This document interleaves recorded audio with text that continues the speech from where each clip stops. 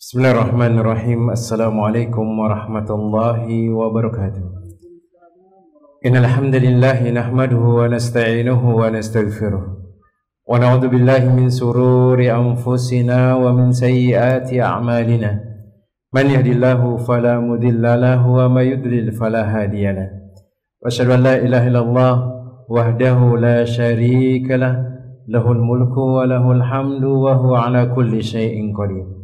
Wa asyhadu anna Muhammadan abduhu wa rasuluhu wa habibuhu wa khaliluhu salawatu rabbi wa salamuhu alaihi wa ala alihi wa ashabihi wa man ihtada bihudahu ila yaumiddin yauma la yanfa'u malun wala banun illa man atallaha biqalbin salim.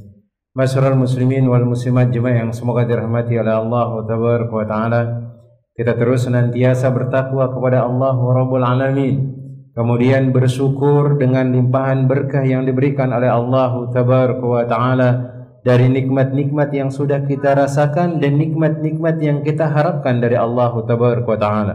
Terus kita bersyukur, kemudian kita meningkatkan ketakwaan kepada Allah, beribadah kepada Allah dengan menggunakan nikmat tersebut, sehingga kita akan menjadi orang-orang pilihan Allah, orang-orang yang senantiasa dilindungi oleh Allah Rabbul Alamin, orang-orang yang senantiasa disebut namanya oleh Allah tabaraka wa taala, yang mana Allah Jalla Jalaluhu mengatakan fadhkuruni adzkurkum, maka sebutlah aku, niscaya aku akan sebut nama kalian, aku akan ingat kepada kalian. Kemudian Allah Jalla Jalaluhu mengatakan fashkuruni fala takfurun, kemudian bersyukurlah kalian kepadaku dan janganlah kalian kufur, mengingkari nikmat yang telah aku berikan kepada kalian.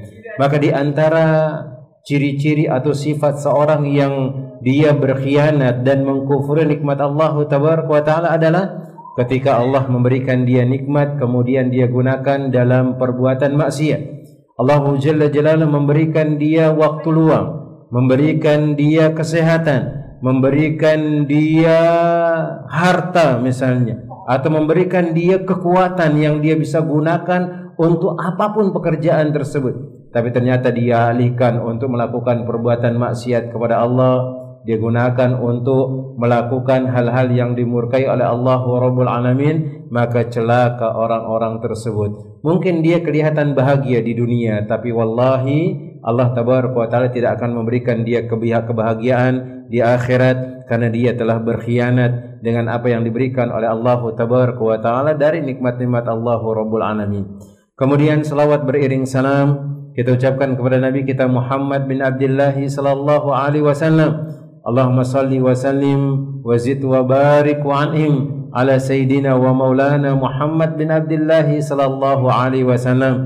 Ya Allah, semoga salawat beriring salammu, tambahan berkah dan nikmatmu senantiasa tercurahkan kepada hamba kekasihmu ya Allah, kekasih kami ya Allah, junjungan kami ya Allah, Muhammad bin Abdullah sallallahu alaihi wasallam.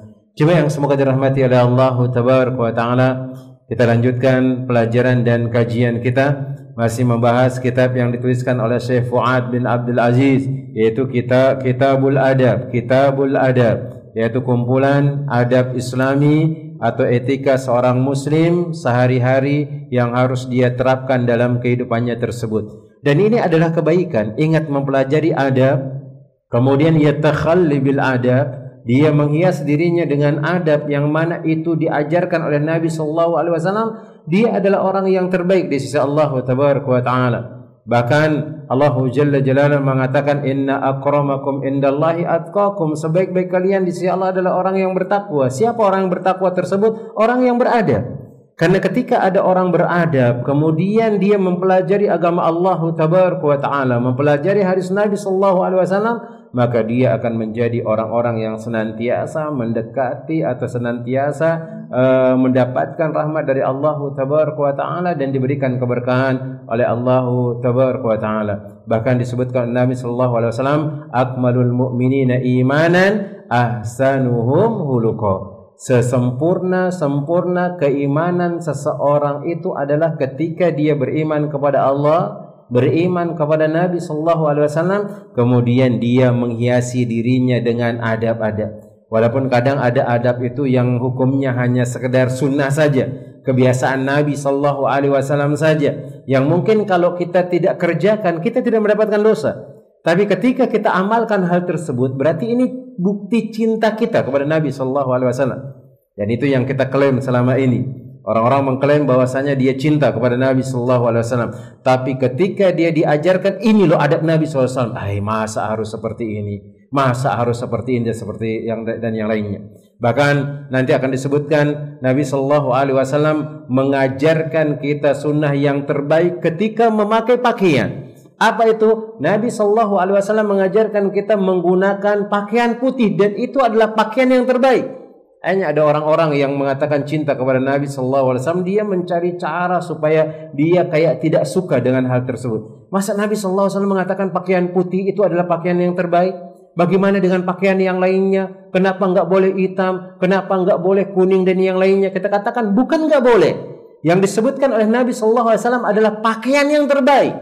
Yang mana ketika engkau pakai hal tersebut, maka engkau akan mendapatkan pahala di sisi Allah tabaraka wa ta'ala. Kenapa? Apa yang dimaksud mendapatkan pahala di sini? Dia dapat pahala menutup auratnya, di samping juga dia dapat pahala mencontoh Nabi sallallahu alaihi wasallam.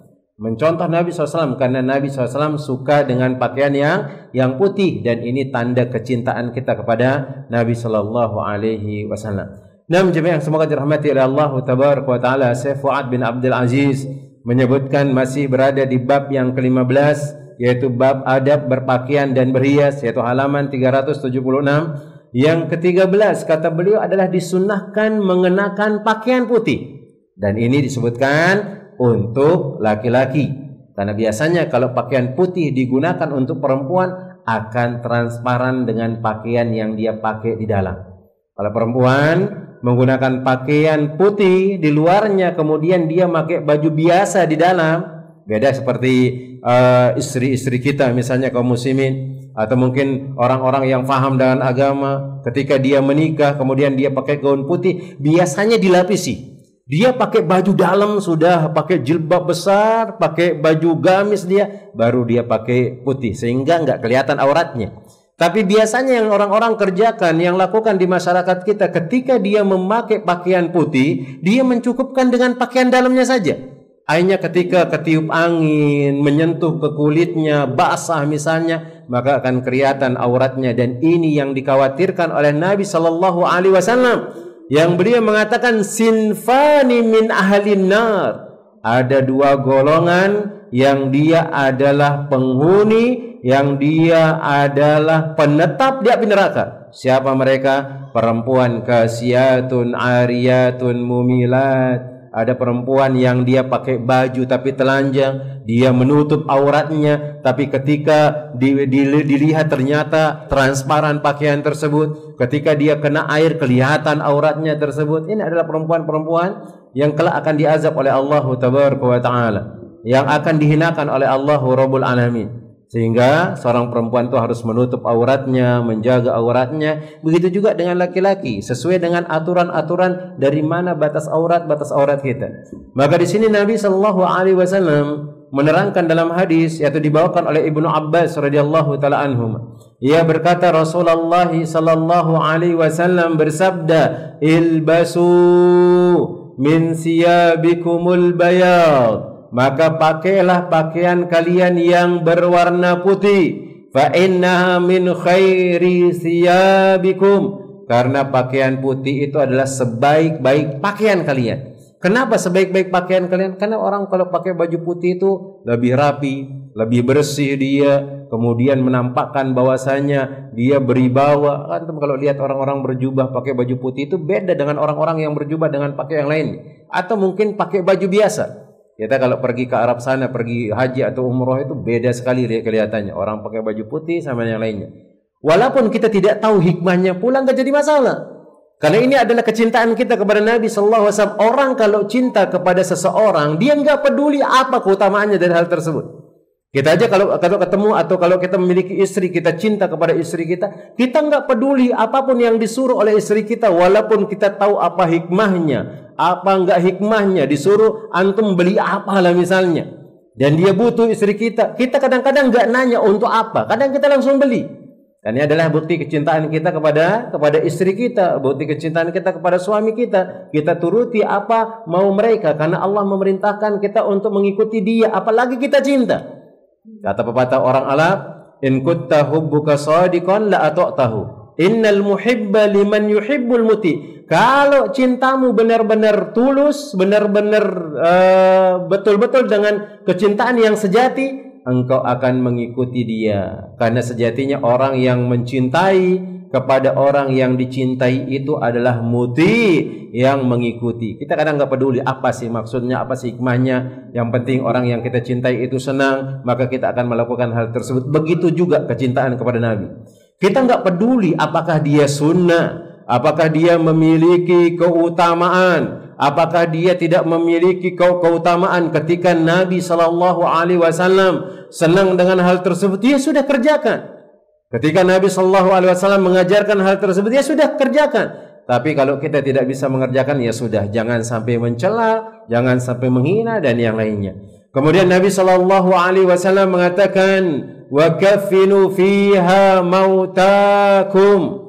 Kemudian kafanilah orang-orang yang sudah mati di antara kalian. Ini yang biasanya kita menggunakan kain apa? Kain kafan, dan itu biasanya berwarna putih.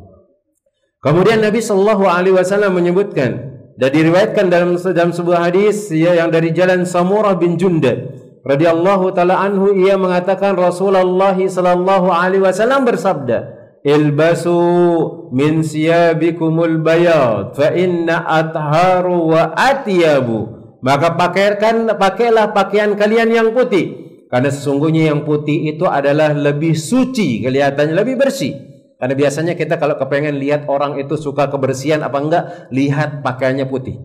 Kalau pakaiannya putih terus dijaga, biasanya orang ini pasti bersih dia. Dijaga pakaiannya, dicuci, kalau kotor diganti. Tapi kalau ada orang yang pakai pakaian putih kemudian sampai berwarna kuning misalnya, banyak kotoran-kotoran yang nempel, maka ketahuilah bahwasanya dia tidak pembersih. Kemudian Nabi Shallallahu Alaihi Wasallam mengatakan wa atyabu, dan lebih bagus, sudah lebih suci, lebih bagus dan lebih indah lagi. Wa kafinu fiha mautakum. Kemudian kafanilah jenazah-jenazah kalian dengan menggunakan kafan yang warna putih. Maka di sini jemaah yang semoga dirahmati oleh Allah Tabaraka wa taala, kebalikan dari warna putih, maka Nabi Shallallahu Alaihi Wasallam melarang beberapa pakaian yang dia disebutkan ini ada larangannya dari Nabi Shallallahu Alaihi Wasallam. Di antaranya adalah pakaian yang muasfar, yaitu warna yang diberi pewarna kuning, dan pakaian yang dicelup dengan warna merah tanpa ada campuran. Merah memang inti, memang warnanya adalah warna merah toh, nggak ada yang lain campurannya, maka ini dilarang. Akhirnya ada orang mengatakan, yo kenapa kok dilarang? Apa-apaan agama Islam ini banyak-banyak ngelarang? Apa-apaan ini Nabi ini kok ngelarang pakai warna kuning yang dia dicelup, pakai warna merah yang dia asli dicelup tanpa campuran? Kita katakan ini adalah yang dikatakan oleh Nabi Sallallahu Alaihi Wasallam. Maka kerjakan apa yang bisa kita kerjakan, tinggalkan apa yang tidak bisa antum kerjakan. Kemudian kerjakan sekemampuannya. Kemudian diriwayatkan dari Abdullah bin Amr bin As, maka ia mengatakan Rasulullah Sallallahu Alaihi Wasallam melihatku mengenakan dua pakaian yang diberi warna kuning, maka beliau bersabda, sesungguhnya ini adalah pakaian orang-orang kafir, maka janganlah engkau memakainya. Ini yang disebutkan oleh beliau. Kemudian dalam riwayat yang lain atau dalam lafaz yang lain dari Ibnu Amr, bahwasanya Nabi Shallallahu Alaihi Wasallam melihatku menggunakan dua pakaian yang muasfar, maka beliau pun bertanya, apakah ibumu telah menyuruhmu memakai pakaian ini? Aku menjawab, aku akan mencuci keduanya. Maka beliau bersabda, bahkan bakarlah keduanya. Kemudian juga disebutkan di sini menggunakan pakaian yang merah juga, yaitu ada masalah bagaimana menggabungkan antara larangan memakai pakaian yang dicelup warna merah dengan hadis sahih. Dalam riwayat bahwasanya Nabi Shallallahu Alaihi Wasallam dia pernah duduk dengan menyilangkan kaki, dan aku melihat beliau menggunakan kain hulla yang berwarna merah, dan aku tidak pernah melihat sesuatu yang lebih bagus dari pakaian tersebut. Bagaimana cara menggabungkannya? Maka kita katakan bahwasanya larangan tersebut berlaku untuk pakaian yang murni polos berwarna merah. Nggak ada corak-coraknya, nggak ada hitamnya, nggak ada warna-warna yang lain, yang polos sama sekali, dan emang itu adalah warnanya murni merah tok, nggak ada yang lainnya, nggak ada tulis-tulisannya dan seterusnya. Maka ini dilarang oleh Nabi Sallallahu Alaihi Wasallam. Adapun jika ada pakaian tersebut terdapat warna dari warna-warna lain, maka hal itu tidak mengapa. Dan disebutkan oleh Imam Ibnu Hajar Al-Asqalani, beliau mengatakan Asy-Syafi'i mengemukakan di dalam Al-Fath, yaitu 7 pendapat tentang hukum memakai pakaian yang berwarna merah. Kami menyebutkan beberapa pendapat yang kami anggap mendekati kebenaran dalam masalah ini, dan pendapat ini adalah pendapat yang kuat. Beliau berkata, larangan dikhususkan pada pakaian yang dicelup seluruhnya.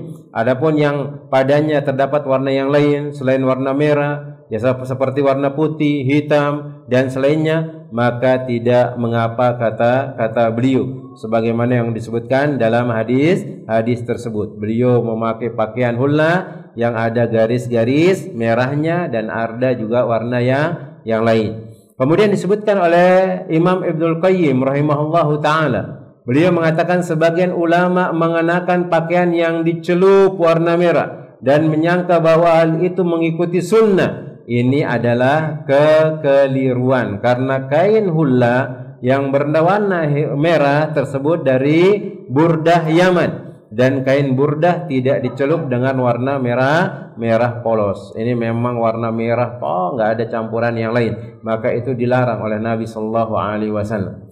Kemudian yang berikutnya, jemaah yang semoga dirahmati oleh Allah Tabaraka wa Taala, dan ini disebutkan oleh Al-Imam Ibnu Hajar Al-Asqalani Asy-Syafi'i rahimahullahu taala. Beliau adalah mazhab Imam Syafi'i, dan beliau menguatkan bahwasanya warna merah polos yang dia dicat dan enggak ada campuran dengan yang lainnya, maka itu dilarang oleh Nabi sallallahu alaihi wasallam. Kemudian yang berikutnya, jemaah yang semoga dirahmati oleh Allah Rabbul Alamin, di antara adab-adab berpakaian dan berhias, yang ke-14 adalah cincin yang dibolehkan bagi laki-laki, karena ada yang tidak dibolehkan.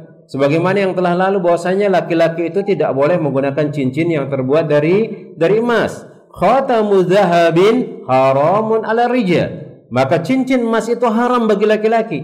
Apapun model cincin emasnya, mau dia cincin yang emasnya warna kuning, mau warnanya putih, mau warnanya biru, mau warnanya oranye, mau warnanya macam-macam, maka tetap tidak boleh. Karena ilahnya adalah emas, bukan warna-warninya. Tidak, karena sekarang emas bermacam-macam warnanya. Kemudian laki-laki dibolehkan untuk menggunakan cincin perak, silakan, atau cincin selain dari perak, dari besi misalnya, sebagaimana yang dipakai oleh Nabi SAW dari kuningan misalnya, maka silakan, boleh laki-laki itu menggunakan cincin dengan syarat tidak boleh menggunakan cincin dari emas, karena itu diharamkan oleh Allah Tabaraka wa Ta'ala dan Rasulnya.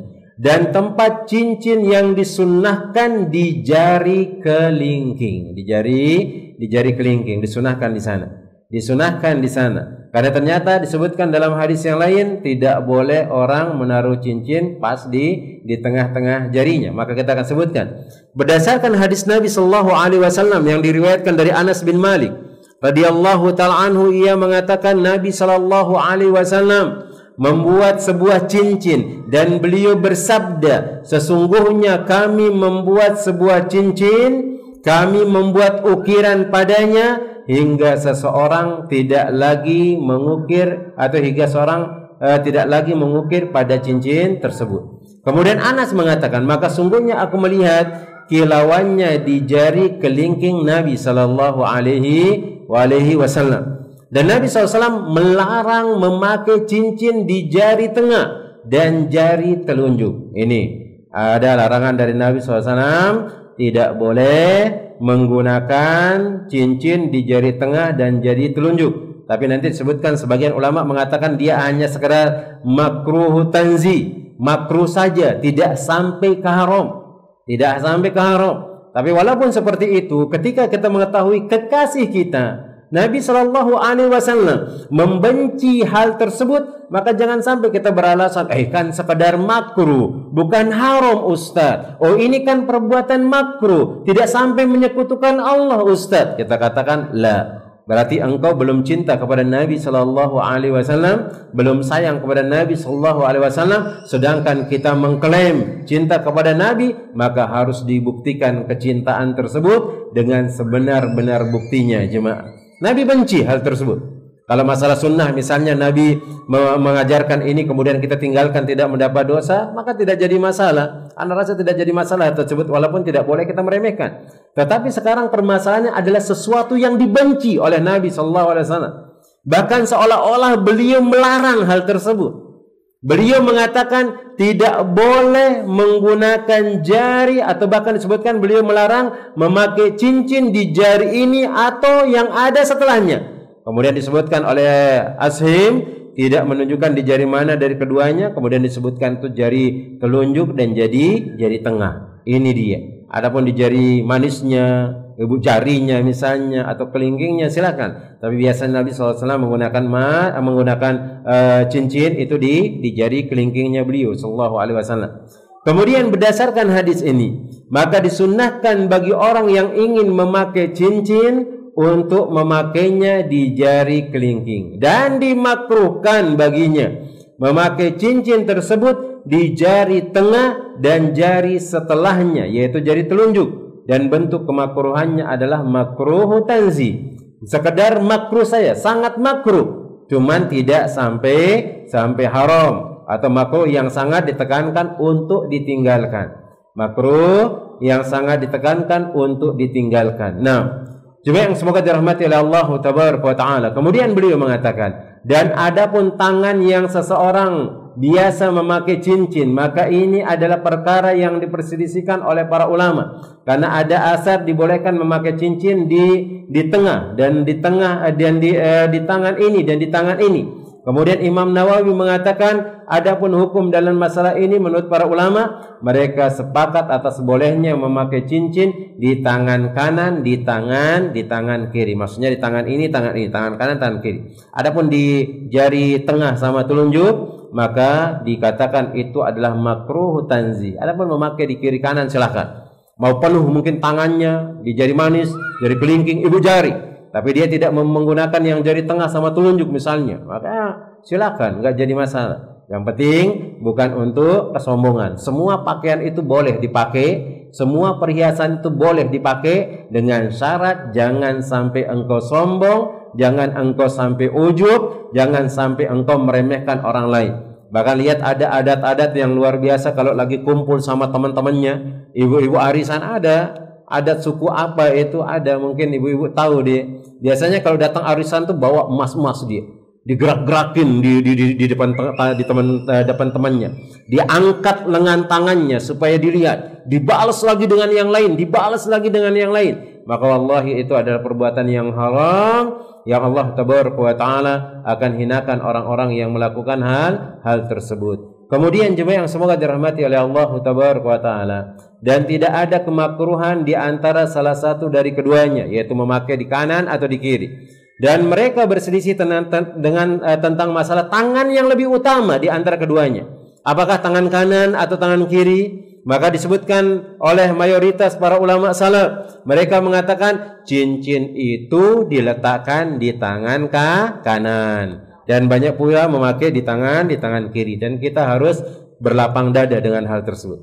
Sama juga seperti memakai jam. Ada orang memakai jam itu sebelah kanan, ada orang memakai jam itu sebelah kiri. Maka kita katakan, sebagian besar para ulama mengatakan ada di kanan. Tetapi kalau ada yang menggunakan di kiri, maka itu tidak jadi masalah. Karena tidak ada kemakruhan di sana dan tidak ada keharaman di sana. Cuman ijtihad para ulama, bagusnya itu di sebelah kanan. Karena kenapa?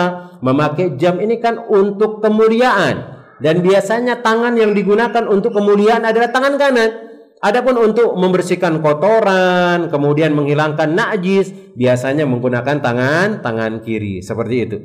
Kemudian yang berikutnya jemaah yang semoga dirahmati oleh Allah Tabaraka wa Ta'ala, Maka di antara pula sunnah atau adab-adab berpakaian yang diajarkan oleh Nabi sallallahu alaihi wasallam dan berhias, maka disunnahkan untuk memakai wewangian. Disunahkan untuk memakai wewangian, terutama untuk laki-laki. Perempuan juga boleh, dengan syarat wewangian yang dipakai oleh perempuan ini jangan yang berbau tajam, jemaah. Sehingga ketika dia melewati laki-laki, kemudian semerbak baunya, kemudian akan mendatangkan syahwat laki-laki tersebut. Kata Nabi sallallahu alaihi wasallam, dia seperti wanita pezina. Lah Ustadz, kalau kayak seperti itu bau dong kita Ustadz. Kita katakan sekarang minyak wangi itu banyak yang dia tidak terlalu menyengat. Yang bisa mencium adalah orang yang berada duduk di dekat kita, 1 meter tidak kecium dia, maka ini yang dipakai karena dia akan menghilangkan bau badan misalnya. Kemudian dia menghilangkan bau-bau yang tidak sedap, maka pakai hal tersebut. Tidak perlu harus yang sangat menyengat. Karena dikhawatirkan dari apa yang dikatakan oleh Nabi sallallahu alaihi wasallam ketika ada seorang perempuan, kemudian dia memakai wangian, kemudian dia berjalan di dekat laki-laki, kemudian semerbak wanginya dicium oleh laki-laki tersebut, maka dia adalah wanita pezina. Dan itu yang dikatakan oleh Nabi sallallahu alaihi wasallam. Maka beliau mengatakan, Syekh Fuad bin Abdul Aziz hafizahullahu ta'ala, wangi-wangian termasuk perhiasan yang menenteramkan jiwa dan membangkitkan semangat. Dan Rasulullah sallallahu alaihi wasallam adalah laki-laki atau manusia yang paling wangi. Bahkan disebutkan keringat Nabi itu wangi. Beliau lagi berjalan beberapa meter, orang sudah tahu, oh ini bau Nabi sallallahu alaihi wasallam, sudah ketahuan. Dan bahkan disebutkan wanginya itu seperti bau misk, yang paling wangi di muka bumi ini keringatnya Nabi sallallahu alaihi wasallam. Wangi sekali, luar biasa. Enggak perlu pakai parfum, beliau sudah wangi. Ya jelas dengan membersihkan tubuhnya, menggunakan apa yang bisa digunakan, kemudian beliau bersiwak, membersihkan mulutnya dan yang lainnya. Maka disebutkan dari Anas bin Malik radhiyallahu taala anhu, jemaah yang semoga dirahmati oleh Allah Rabbul Alamin. Maka beliau berkata, aku tidak pernah menyentuh kain sutra dan kain dibaj yang lebih lembut daripada telapak Nabi sallallahu alaihi wasallam. Telapak Nabi itu lembut, jemaah. Tapi bukan berarti Nabi itu tidak bekerja keras. Lihat ketika terjadinya peperangan Khandaq, yang turun tangan untuk menghancurkan batu yang sangat keras adalah Nabi sallallahu alaihi wasallam. Yang mana para sahabat turun kemudian menghancurkan batu tersebut, enggak hancur-hancur. Beliau turun kemudian beliau pukul dan hancur hal tersebut. Beliau kuat. Bukan berarti orang kalau tangannya itu lembut, misalnya selembut sutra, selembut dibaj, kain yang lembut, kemudian kita mengatakan malas bekerja. Mungkin kita nggak tahu pekerjaan orang tersebut. Maka jangan sampai kita merendahkan orang lain, meremehkan orang lain. Bisa jadi mungkin walaupun lemah lembut tangannya, dia ada pekerjaannya yang membuat Allah itu ridho dan kemudian bertanggung jawab untuk keluarganya. Kita sering doakan dalam hal tersebut. Nah, dan tidak pula kata beliau, aku pernah mencium bau wangi atau bau semerbak yang lebih harum dari bau dan semerbak Nabi sallallahu alaihi wasallam. Wangi Nabi sallallahu alaihi wasallam. Begitu juga dengan seorang suami, kalau di depan istrinya wangi, harus wangi. Dia bersihkan bau-bau yang ada di ketiaknya, dia bersihkan bau-bau yang ada di mulutnya. Seorang istri pun seperti itu. Dia harus wangi, karena seorang muslim dan muslimat itu adalah orang yang senantiasa menjaga kebersihannya dengan memakai wewangian. Kata Nabi sallallahu alaihi wasallam, at-tuhuru satrul iman. Kesucian itu sebagian daripada keimanan. Dengan juga kita bersuci, kita gosok gigi kita pakai parfum, apalagi di depan orang yang kita akan mendapatkan keridoannya, maka pahalanya sangat-sangat besar.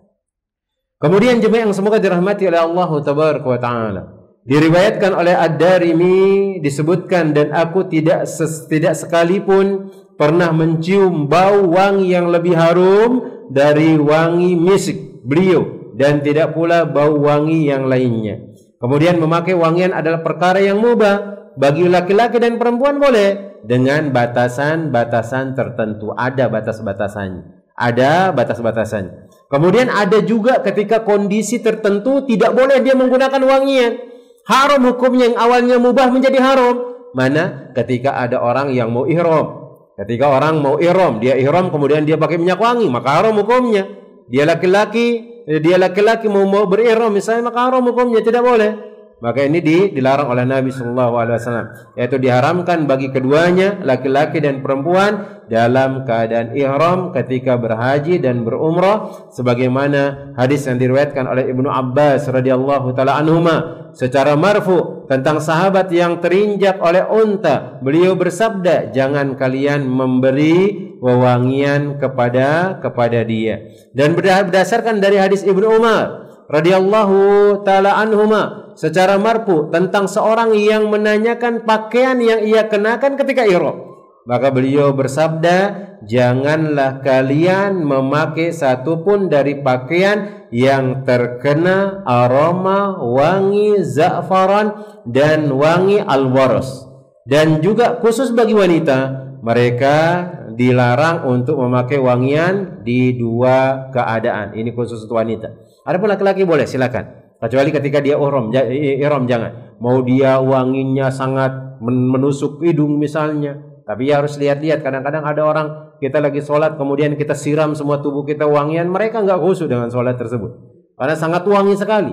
Dengan ala kadarnya untuk menghilangkan bau apak di baju kita, dengan menghilangkan bau yang ada di ketiak kita misalnya, silakan. Hilangkan hal tersebut kemudian sholat. Karena Nabi SAW mengajarkan hal tersebut dan malaikat itu cinta dengan hal tersebut. Cinta dengan wangian. Ketika kita mengerjakan sholat kemudian membaca Al-Quran, malaikat itu terus mendekat dan dia senang mencium bau mulut kita ketika membaca Al-Quran dan yang lainnya seperti itu. Maka yang pertama di antara kondisi atau keadaan wanita memakai wewangian, pertama adalah dalam keadaan al-muhaddah, yaitu ditinggal mati oleh suaminya, al-muhaddah. Nah, al-muhaddah yaitu ditinggal mati oleh suaminya, maka wanita ini tidak boleh menggunakan wewangian selama 4 bulan 10 hari, gak boleh dia menggunakan wewangian 4 bulan 10 hari. Tapi sebagian orang mengatakan maksudnya wewangian di sini bukan berarti dia nggak boleh mandi pakai sabun, dia nggak boleh pakai sampo. Silakan. Maksudnya dia wewangian kemudian menampakkan kecantikannya kepada orang lain, padahal dia masih berkabung atas meninggalnya suaminya. Dan ini berdasarkan sebagaimana hadis dari Ummu Atiyah dan selainnya. Ia berkata, dahulu kami dilarang membatasi waktu berkabung di atas 3 hari kecuali kematian suami, yaitu 4 bulan 10 hari.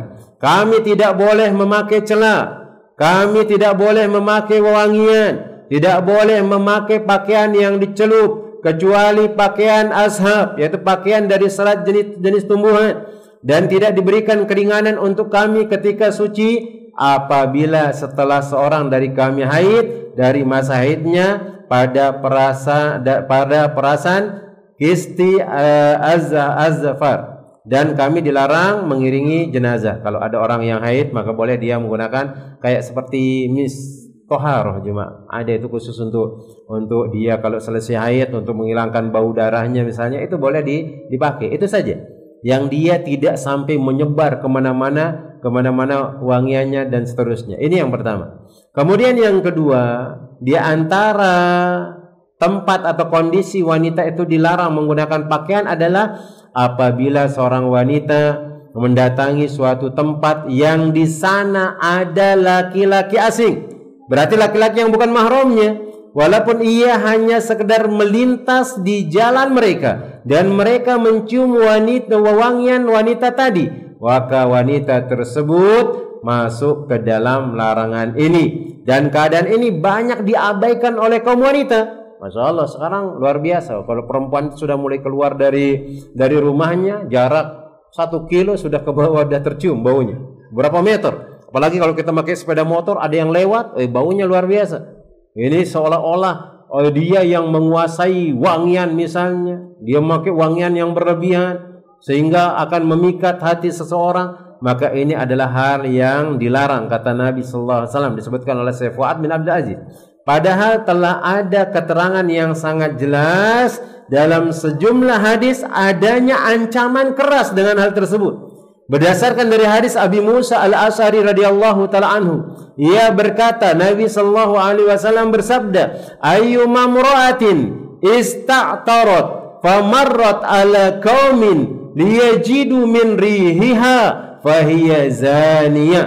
Wanita mana saja yang memakai wewangian dan melewati suatu kaum yang mencium bau wanita tersebut, maka dia adalah seorang pezina. Dan hadisnya adalah hadis yang sahih, dikeluarkan oleh Imam Ahmad, kemudian dikeluarkan oleh Imam An-Nasa'i, kemudian dikeluarkan oleh Abu Dawud, Tirmidzi, kemudian Ad-Darimi, tapi disebutkan oleh Syekh Albani hadis ini adalah hadis yang hasan. Walaupun hasan adalah hadis yang bisa digunakan untuk hujah, untuk menegakkan hujah tersebut, maka berhati-hati. Maka berhati-hati dengan hati, maka pakai wangian yang hanya sekedar kita yang menciumnya, pakai sabun misalnya, kemudian pakaiannya pakai molto misalnya, atau mungkin pewangi-pewangi yang lainnya yang ketika dia pakai tidak sampai ke ujung-ujung menciumnya. Karena ini larangan dari Nabi sallallahu alaihi wasallam. Dan rasa cinta kita kepada Nabi sallallahu alaihi wasallam adalah mengikuti semua yang diperintahkan, kemudian menjauhkan diri kita dari semua yang dilarang oleh Nabi sallallahu alaihi wasallam. Maka disebutkan berdasarkan hadis yang diriwayatkan dari Abu Hurairah radhiyallahu taala anhu, ia berkata, seorang wanita menemuinya dan dia dan darinya ia mencium bau minyak wangi yang tertiup angin dan juga pada ujung kakinya. Maka Abu Hurairah mengatakan, wahai hamba Al-Jabbar, apakah engkau datang dari masjid? Wanita itu menjawab, iya. Abu Hurairah mengatakan, sungguhnya aku mendengar kekasihku Al-Qasim, yaitu radhiyallahu Al-Qasim sallallahu alaihi wasallam, Nabi sallallahu alaihi wasallam, beliau bersabda, tidak diterima salat wanita yang memakai wewangian untuk datang ke masjid hingga ia kembali dan mandi sebagaimana mandi junub. Ini yang disebutkan oleh Abu Hurairah radhiyallahu taala. Bahkan ada yang berpendapat bahwasanya orang yang memakai wangian itu disuruh mandi lagi biar hilang wangiannya. Dan hadis ini adalah hadis yang sahih, dikeluarkan oleh Imam Muslim, Abu Dawud. Kemudian lafaz ini berdasarkan dari riwayat beliau. Kemudian ada Imam Ahmad, kemudian ada Imam An-Nasa'i. Beliau mengatakan ini adalah larangan dan ancaman bagi orang-orang tersebut. Kemudian berikutnya jemaah yang semoga dirahmati oleh Allah tabaraka wa taala. Yang berikutnya adalah disunnahkan dalam menyisir dan mencukur rambut. Maka silakan disisir rambutnya biar dia rapi. Kemudian mencukur rambutnya apa yang memang butuh dicukur dari rambut tersebut. Kemudian yang lainnya. Dan insyaallah nanti kita akan lanjutkan di perjumpaan yang berikutnya. Bismillahi tabaraka wa ta'ala. Maka jemaah yang semoga dirahmati oleh Allah tabaraka wa ta'ala, yang kita dapatkan di sini pada pertemuan hari ini, di antara tambahan atau adab-adab berpakaian dan berhias, yang pertama adalah bagi laki-laki disunahkan untuk memakai pakaian yang putih. Kalau memang enggak ada, ya pakai pakaian yang lain. Tapi ketika kita menggunakan hal tersebut, kita dapat pahala. Dan perempuan kalau memang baju putih itu masih transparan, kemudian memperlihatkan aurat, maka jaga diri dari pakaian tersebut. Jangan digunakan sehingga aurat kita kelihatan dan kita akan mendapatkan ancaman dari Allah Tabaraka wa Ta'ala dan Nabi-Nya yang mengatakan dua penghuni neraka, di antaranya adalah kasiyatun airiyat. Dia memakai baju tapi dia telanjang. Kemudian yang kedua, bolehnya seorang laki-laki itu memakai cincin, tapi yang dipakai cincin bukan cincin emas. Adapun perempuan silakan boleh.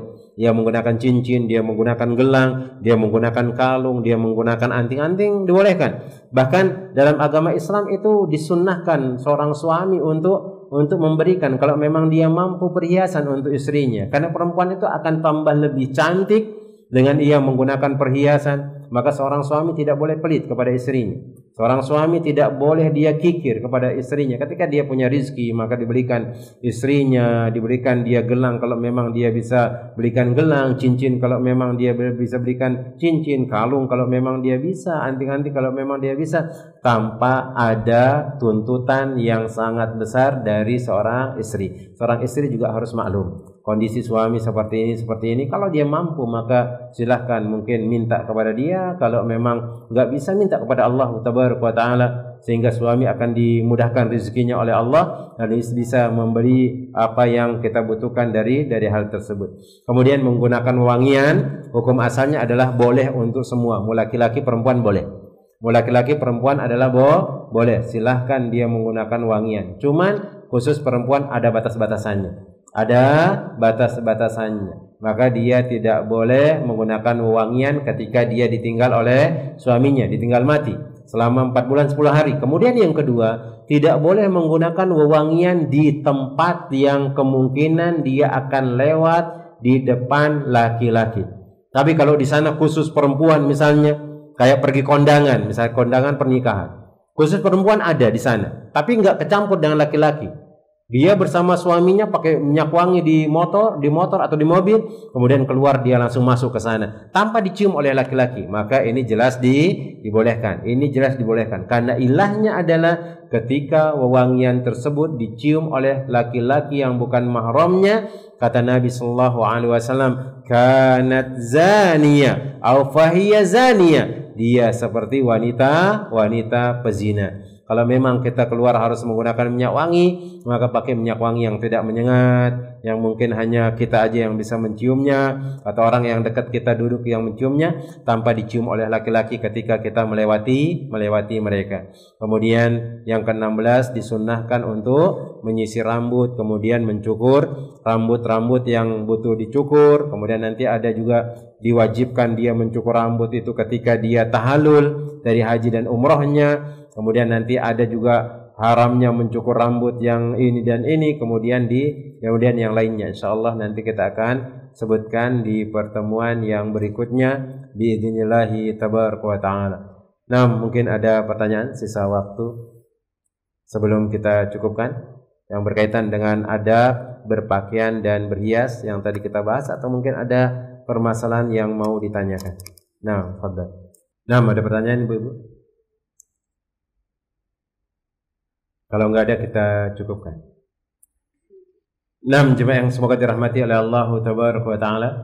Semoga Allah tabaraka wa taala senantiasa memberikan keberkahan kepada kita jemaah. Kemudian memberikan keberkahan dari ilmu yang kita pelajari, kemudian memudahkan semua urusan kita oleh Allah jalla jalaluhu. Kemudian memudahkan kita beribadah juga kepada Allah Rabbul Alamin, sehingga kita menjadi wanita-wanita yang soleha, laki-laki yang soleh, suami yang soleh, istri yang soleha, kemudian dimasukkan oleh Allah Tabaraka wa Ta'ala ke dalam surganya bersama orang-orang yang kita cintai dari keluarga kita, suami kita, kemudian istri kita, anak-anak kita, dan dikumpulkan oleh Allah Tabaraka wa Ta'ala di tempat yang sangat nikmat, di tempat yang penuh dengan keberkahan. Amin ya rabbal alamin. Kita cukupkan dengan doa kafaratul majlis. Subhanakallahumma wa bihamdika asyhadu an la ilaha illa anta astaghfiruka wa atubu ilaik. Summa assalamu alaikum warahmatullahi wabarakatuh.